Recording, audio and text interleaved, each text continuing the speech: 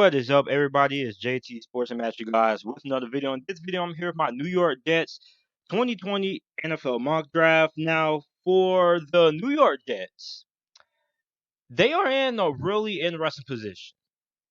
So, they have the 11th overall pick.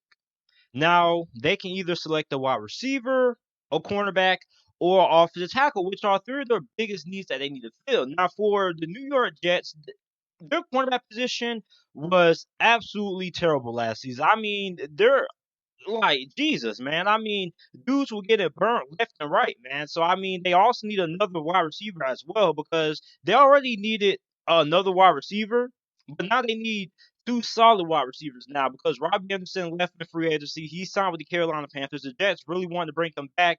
That was reported, but that didn't end up happening. So I mean, for the New York Jets, man, I mean, they're in a really interesting spot. Um, they have some major holes that they have to fill going into the draft. So before I get into it, make sure you like the video, subscribe to the channel, upload NFL videos and college football videos daily.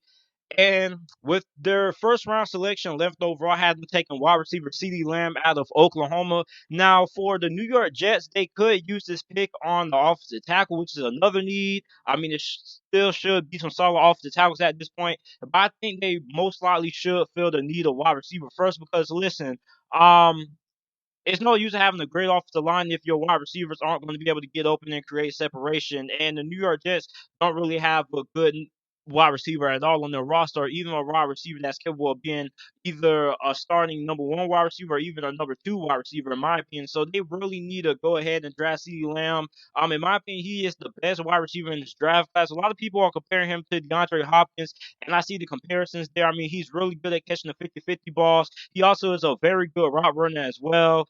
And I mean, this guy can make a lot of things happen with the ball in his hands. And he was pretty much the best player on the Oklahoma offense last season. So I think C. Lamb would be the best choice for the New York Jets with the 11th overall. And like I said, they're in a tough spot right here. I mean, they need corner, they need offensive tackle, and they need a wide receiver. So I mean, I couldn't blame anybody if they feel they should look elsewhere other than wide receiver. I mean, they could go offensive tackle or corner, but I think wide receiver right now will be a hole that they should look to fill at this point in the draft. If CeeDee Lamb is available, you go ahead and you pick him up.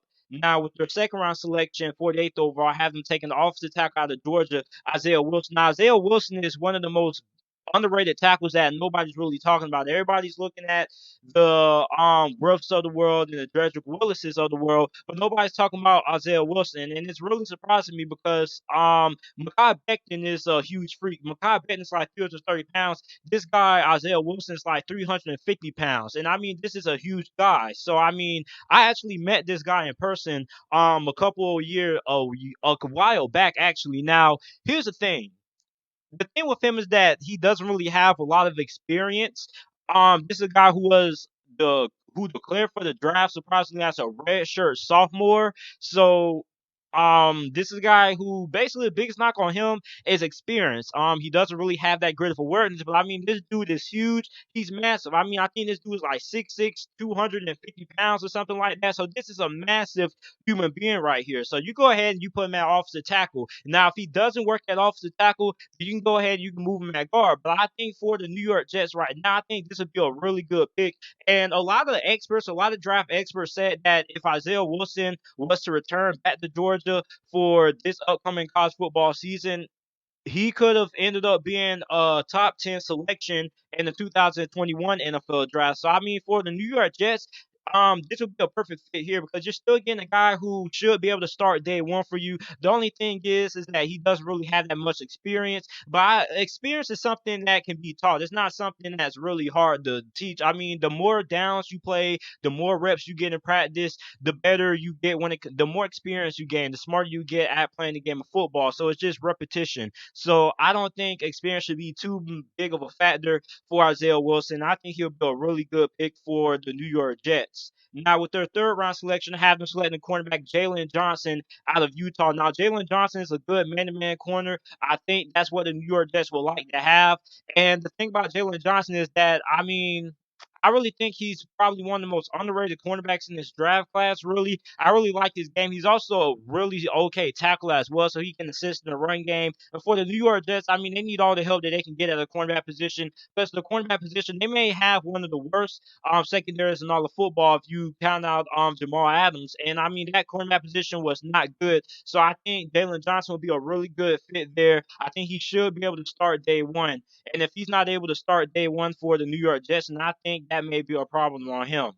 Now, they have another third round selection. I have them selecting the edge rusher Curtis Weaver out of Boise State University. Now, Curtis Weaver is one of my favorite players in this draft class. Now, this is a guy who had like 11 and a half sacks the previous season for Boise State. And this is a guy that a lot of people are really high on. A lot of people feel he could go in the second or third round, but I think he'll end up falling to the Jets in the third round because sometimes a lot of people, most of the time, they overhype guys like this. They say guys like this can go in the late first round, early second. Most of the time, these guys end up going late in the third. And I think Curtis Weaver could end up having that happen to him because, listen, this is a really sound football player right here. He has good awareness. He has good pass rushing ability, but the thing is that he's not the most athletic. He's kind of in that AJ Epinesa tier. Like these guys are really solid fundamentally, but they don't really possess that elite athleticism that you would like out of an edge rusher. But I think for the New York Jets, I think if Curtis Weaver falls to them, you got to go ahead, you got to pick that up because they need another edge rusher as well.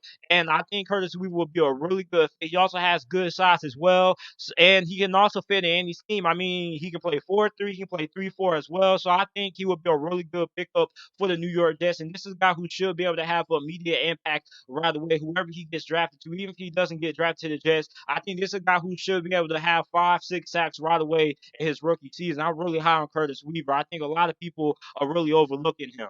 Now, with their fourth round selection, 120th overall, I have them selecting the wide receiver Antonio Gandy-Golden out of Liberty University. Now, Antonio Gandy-Golden reminds me a lot of Alshon Jeffrey. This is a guy who's not the fastest, but this is a guy who is a really elite vertical deep threat wide receiver, and not because of speed, because of how big and how tall he is and how good he is at catching those 50-50 balls. This guy has a large catch radius. Basically, if you just put the ball in his proximity, most of the time he's going to end up catching it. So I mean, this guy could end up being a good deep throw, a good deep ball threat when it comes to Sam Darnold catching those 50-50 balls and really good inside the red zone as well. But like I said, the things that he struggles with is basically creating separation and being in his speed. And I think separate. I'm not really concerned too much about the speed because we've seen a lot of slow wide receivers end up having really good careers in the NFL. I am concerned about his ability to not really create that good of separation on a consistent basis. And that's one of the biggest things that you have to be able to do if you are a wide receiver. And a lot of people are saying that this guy is going to end up going in the second round, but I think he'll end up falling to the New York Jets with the fourth round selection because look, if I'm a scout and I'm a general manager, I'm not going to select the wide receiver in the second round or in the third round who's not good at creating separation. That's two of the biggest things that I emphasize is being able to catch the football and create separation. If you can't create separation, then most times you're going to end up not having a lot of success on the NFL level. So I think a fourth round pick will be a really good selection for the New York Jets when it comes to Antonio Gandy-Golden. And like I said, if they're able to develop this guy, improve his releases, he could end up being a really good target for Sam Darnold in that New York Jets offense.